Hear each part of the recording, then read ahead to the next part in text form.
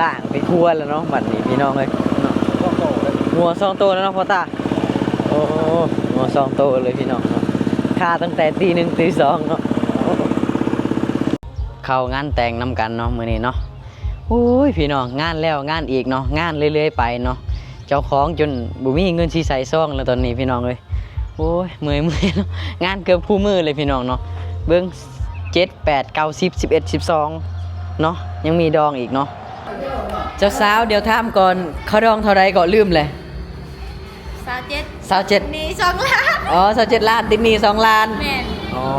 ทั้งเบิดแม่น27ล้านและเพิ่นติดหนี้2ล้านเนาะพี่น้องมื้อนี้ก็ฮอดมื้อสันวันดีของเพิ่นที่นัดหมายจากมื้อนั้นเนาะแม่นโอเคเนาะ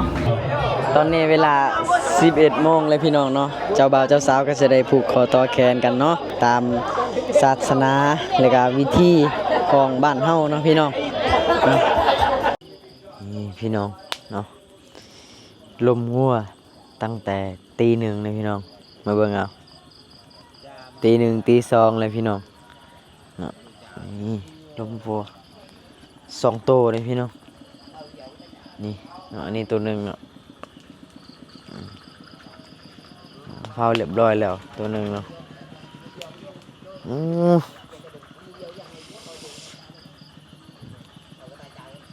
ตื่นมาตั้งแต่ตี 1เลยพี่น้องอยากหลับแห้งเนาะตอนนี้เนาะหลังจากเผาเป็นที่เรียบร้อยแล้วก็เอาไปล่างไปคั่วแล้วเนาะบัดนี้พี่น้องเลยเนาะหัวซองโตแล้วเนาะพ่อตาโอ้หัวซองโตเลยพี่น้องเนาะค่าตั้งแต่ตี 1ตี 2เนาะนี่ปัดโตหัวตัวใหญ่คักเนาะ2โตเอาไปไล่ไปเปลี่ยนมาว่าเละกระอายไปสู้แล้วเรียกแล้วเป็นเต้านี่กันจับก็คือแล้วเปลี่ยนในไหนคือ กูชู้เลยเฉยเจ็บป้ายมันตายอันนั้นกัน ใส่กันเอาไว้กระอายไปสู้ไว้อ๋อนึกว่ามันตายมีแต่ลมงัวนี่แหละบ่มีมือที่ลมลูกสาวเขาเจ้าดอกโอ้ยต้องมึงพอดูโดนเอาย้อนเลยโมงคนรอนี่ตาเรียบลงตามาเด้อเห็นอะไรกินบ่โอ้เห็ดลาบลาบด้วยเพียนี่ เห็ดลาบเห็ดเพียนี่แล้วอ๋อลาบด้วยเพียวะธรรมดาเลยโซเดอร์นี่โซเดอร์เด็กเดินเห็ดงัวนี่เห็ดจังได้เห็ดงัวเห็ดได้บ่โอ้เห็ดบ่ได้ซอยได้อยู่บ่ได้เรื่องมันนำเลยเรื่องมันนำก็คือโยตาจานอยู่พวกกินนะพี่น้องว่าเจ็ดเพียเนาะไอ้น้องเฮามาซอยกันเนาะซอยหมูจานก้อยดึงตั้งเตียวแม่จุกนี่ทานวัดเนาะมีแต่ซอยลมวัวบ่มีมือสิได้ซอยลมลูกสาวเขาดอกแบบนี้มันยังมูเวียวให้มาละลืมฉิดกระตะยังให้กักบาดจิตมีแต่ซอยชิ้นงัวเนาะซอยได้แต่ซินงัวนี่แหละซอยเจ้าบ่ได้เลยเจ้าลายใจเกินก็เตี้ยวผู้ชายเอ้ยไม่ฮะก็อันใส่รูก็เถอะแล้วเมื่อใดไปจัดโอ้แซ่บคักแล้วเนาะฝีมือผู้บ่าวเฮ็ดมามื้อนี้เอาละผู้บ่าวสดๆนี่อยู่ไปมือป้าเราตะเกี่ยวตะบึ้งเด้อเด้อหน่วยละตะบุญโรมบางเพิ่นสิเฮ็ดเพียเอาเนาะหน่วยตะบุญดักแซ่บๆใส่บีคุ้มๆพี่น้องโรมหน่วยดัก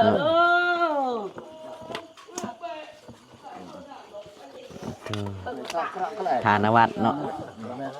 มีแต่ได้ซอยซีนบ่มีมือได้ซอยลูกสาวเขาเจ้าดอกเนาะซอยซีนงูบ่ได้ซอยซีนสดเดี๋ยวอยู่ตรงนั้นก็คุณแกตามเลยเอาไปตามเลยดาวกี้แกตามซอสก่อนไปแล้วไปสวยเรื่องข้างในเลยกะเอาเลยเรื่องข้างใน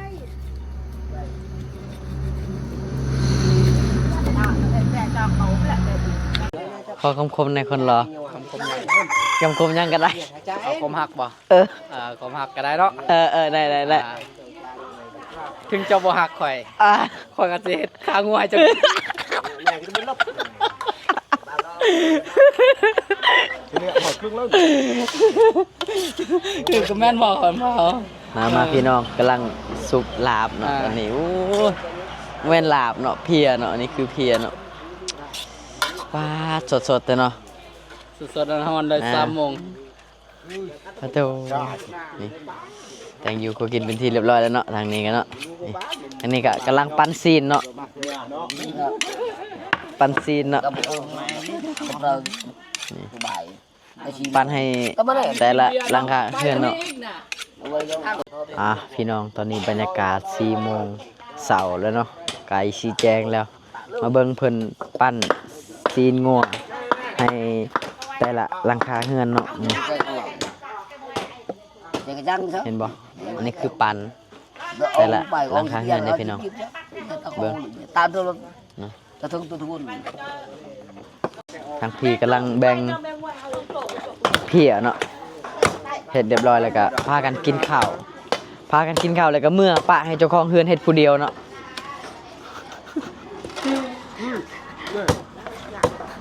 นี่เนาะเจ้าของงานเนาะนี่เนาะนี่เขาจะเอากินข้าวกินน้ำแล้วก็พากันเมื่อหมดเด้อปะให้มันเฮ็ดผู้เดียวโลดอยากให้เลยแหละขางัว2 ตัวเมื่อปะ อ้าว นี่ ละอันไหนกูเข้าใกล้บอกบางเลยมวย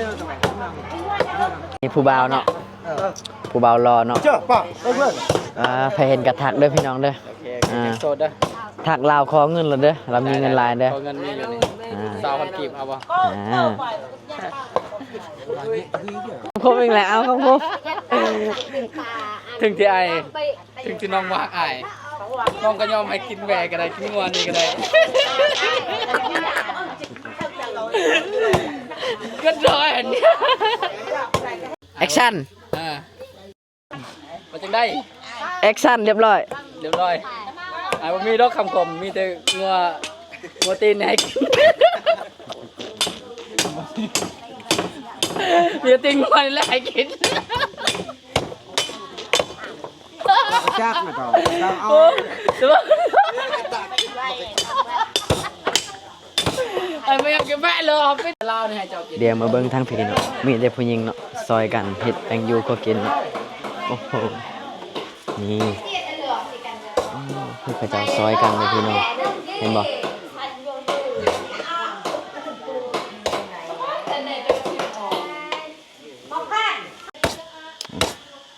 มาพี่น้อง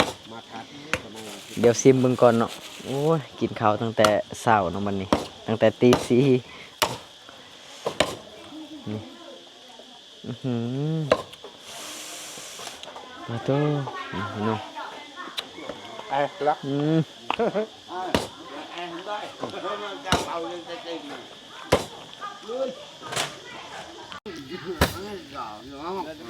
พากันกินข้าวแล้วเนาะบัดนี้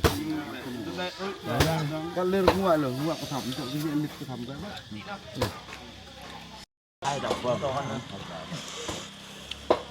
เขากินเด้อเขากินเด้อ เอากินบ่แม่นกินข้าวเนาะ มา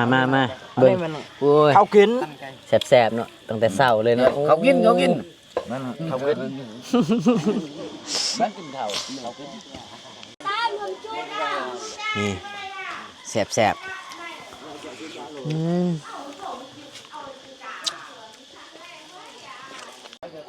พี่น้องตอนนี้กะบรรยากาศตอนเช้าแล้วเนาะแจ้งแล้วเนาะประมาณ5 โมงเช้าเนาะกะเพิ่นได้เฮ็ดของกินเนาะหรือว่างัวเนาะในมื้อนี้2 ตัวเนาะเพิ่นได้ฆ่าแล้วกะอันนี้แม่นเพิ่นจะได้แบ่งซีนเนาะให้ชาวบ้านเนาะคนละผูกเนาะนี่เพิ่นก็แต่งกินเรียบร้อยแล้วเนาะญาติพี่น้องมากันหลายคนเนาะโอ้คักแท้กินข้าวแต่เช้าแท้ แม่นแหละเฮ็ดเวียกแต่3 โมงผู้ใด ตั้งแต่3 โมงกลางคืนนี่บ่ โอ้แม่นแล้วเนาะ โอ้ซิมให้เบิ่งนี่ดู โอ้แซ่บ คือเป็นตาแซ่บคักแท้ นี่ คำใหญ่ๆเลยบ่ ๆโอ้นี่เด้อบ่ล่ะ อ๋อโอ้โพงคักๆเนาะแซ่บหลายเนาะ มา โอ้ผู้บ่าวบ้านใดนี่ เวลาเมืองเซโปนเนาะ โอ้ วันมินดู ที่ว่างัวตีนบ่ ตีนงัวตีนพร้อม ตีนเบียร์กิน โอ้ เบียร์กินนะ อันนี้เขากิน ไปอยากมาเด้อ เขากิน ตีน เตอ สดๆงามๆเลยนี่ เพียบ่ เพีย คมๆเลยเนาะ คมเลยหวานจ้อยเลยเนี่ย ปาโท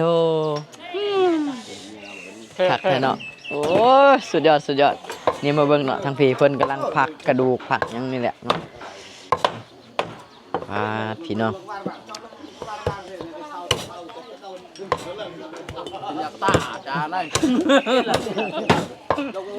แม่เราคิดดีแห่งจ้างตาเลย sau cái đôi cái bữa này đó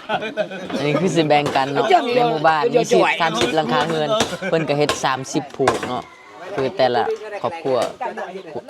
คนละผูกประมาณนี้แหละสบายดีเจ้าบ่าวเจ้าสาวโอ้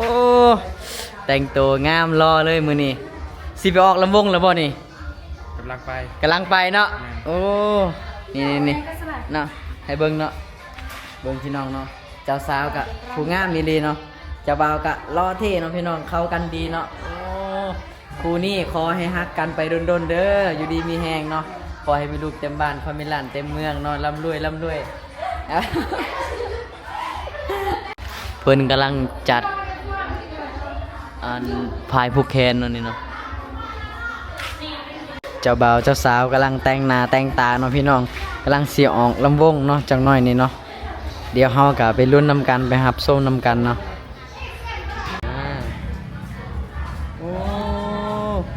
โอ้คือใส่คำลายแท้มีแต่ทองคำเหมือนบ่นี่ ทำผัวใช่ไหม เบิ่งเนาะโอ้งามได้พอเพิ่นแต่งตัวอีหลีเนาะโอ้ยสวยเนาะงามเดี๋ยวจังน้อยนะพี่น้องเฮาไปเบิ่งเนาะเจ้าบ่าวเจ้าสาวลำวงนำกันเนาะลองเฮ็ดบุญดูสิลำวงแบบใด บ่เป็น เอาสิย่างอันอ้อมกกกล้วยเอาบ่ย่ำอ้อมกกกล้วยเอาเนาะลำวงบ่เป็นเนาะ แมน โอ้พี่น้องเนาะมื้ออื่นก็สิได้ไปส่งนางแม่นบ่ แมนวันที่12อีก วันที่12บ่ แมน เขาเลื่อนไปบ่ แมน อ๋อเลื่อนไปเอาคือเลื่อนไปเปล่า ไปที่11ก็ได้แล้วถึงวันสิ้นเลย อ๋อถือวันสิ้นอ๋อเฮากะเอาลูกเอาเมียกะอยากได้มือสันวันดีเนาะ แม่ แมนถือความเพลินในพี่น้องเนาะเดี๋ยวเฮาน่ะไปเบิ่งนำกันว่าบ้านเพิ่นน่ะไกลปานใดจากหมู่บ้านไทยบ้านนอกเนาะเพราะว่าไทยบ้านนอกก็บ่ได้ไปดนแล้วพี่น้องน่าสิประมาณ10กว่าโลนี่แหละประมาณนั้นแหละเนาะเจ้าสาวเดี๋ยวถามก่อนเขาดองเท่าไรก็ลืมเลย 27นี่2ล้าน อ๋อ27ล้านติดหนี้2ล้าน แมน อ๋อทั้งเบิดแม่น27ล้านและเพิ่นติดหนี้2ล้านเนาะพี่น้องมื้อนี้ก็ฮอดมื้อสันวันดีของเพิ่นที่นัดหมายจากมื้อนั้นเนาะ แมน โอเคเนาะไปอยู่เฮือนผัวกะเฮ็ดความดีไปเด้อเขาใส่หยังกะเฮ็ดไปเด้ออย่าไปโลไปเล่ได้เพราะว่าน้องแบบเอาผัวแล้วการอิสระคือบ่มีเจ้าต้องฟังผัวก็ต้องฟังเจ้านะสองคนคือผู้หนึงฟังผู้หนึงยินบ่เนาะก็คือต่างจากเฮาอยู่เฮือนตัวเองนะไปอยู่เฮือนคนอื่นนะมันต่างจากเฮาอยู่เฮือนของเฮาเองเด้อเฮาเฮ็ดตามใจเฮาบ่ได้เด้เฮาต้องเฮ็ดตามที่เขาบอกเขาพาเฮ็ดหยังเฮาก็เฮ็ดไปเนาะโอเคน้องลาขอให้โชคดีเด้อขอให้มีลูกเต็มบ้านมีหลานเต็มเมืองร่ำรวยเนาะความเจ็บอย่าได้ความใครจะมีเนาะโอเคโอ้อันนี้คือยังนี่น้ำเป๊ปซี่บ่สิยินให้ผู้ใดกินบัดนี่เจ้าบ่าวเจ้าสาวกำลังสิเข้าไปสู่งานเนาะวันนี้เนาะเสียหาเงินเราให้ผู้เฒ่าผู้แก่เนาะแขกซานญาติพี่น้องเนาะพี่น้องตอนนี้บ่าวไทยบ้านนอกกับสิพาพี่น้องทุกคนนะเข้างานแต่งนำกันเนาะมื้อนี้เนาะโอ้ยพี่น้องงานแล้วงานอีกเนาะงานเรื่อยๆไปเนาะเจ้าของจนบ่มีเงินสิใส่ซองแล้วตอนนี้พี่น้องเอ้ยโอ้ยเมื่อยเนาะงานเกือบคู่มือเลยพี่น้องเนาะเบิ่ง7 8 9 10 11 12เนาะยังมีดองอีกเนาะ13นะสิบ่มีเลยเนาะแต่ว่า7นับตั้งแต่วันที่7ขึ้นมาฮอดวันที่12นี่คือไทยบ้านนอกนะถึกบัตรเชิญไปร่วมงานตลอดเนาะพี่น้องป้าทุกคนที่เฮาก็ไปเบิ่งบรรยากาศงานดองของหมู่บ้านบ่าวไทยบ้านนอกในมื้อนี้เนาะงานดองในมื้อนี้น่าสิเป็นงานใหญ่อยู่ได้พี่น้องเนาะเดี๋ยวไปเบิ่งนำกันพี่น้องปะไปเบิ่งบรรยากาศ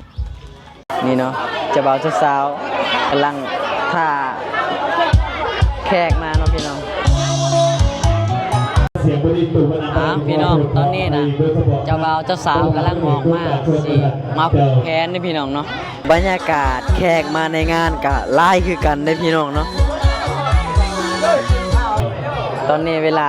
11 โมงเลยพี่น้องเนาะเจ้าบ่าวเจ้าสาวก็จะได้ผูกคอต่อแขนกันเนาะตามศาสนาและก็วิธีของบ้านเฮาเนาะพี่น้องเนาะอันนี้เป็นพี่น้องมาจากฝั่งเวียดมาจากเวียดนามเบาๆจะย้อนบ่ นี่เนาะโอ้เจ้าชนะบักเครื่องยังบ่โอ้เพิ่นมาหลายคนเลยพี่น้องนี่คือไอ้น้องมาจากเวียดนามเนาะเพิ่นมางานดองงานแต่งญาติพี่น้องอยู่ฝั่งลาวเนาะพี่น้องเนาะผู้สาวบ่นี่ก็ได้โอ้เพิ่นจะใส่เงินเวียดเลยได้พี่น้องเนาะเพราะว่าเพิ่นบ่มีเงินเก็บเนาะเพิ่นมาแต่เวียดเนาะก็ได้บ่ได้แลกมา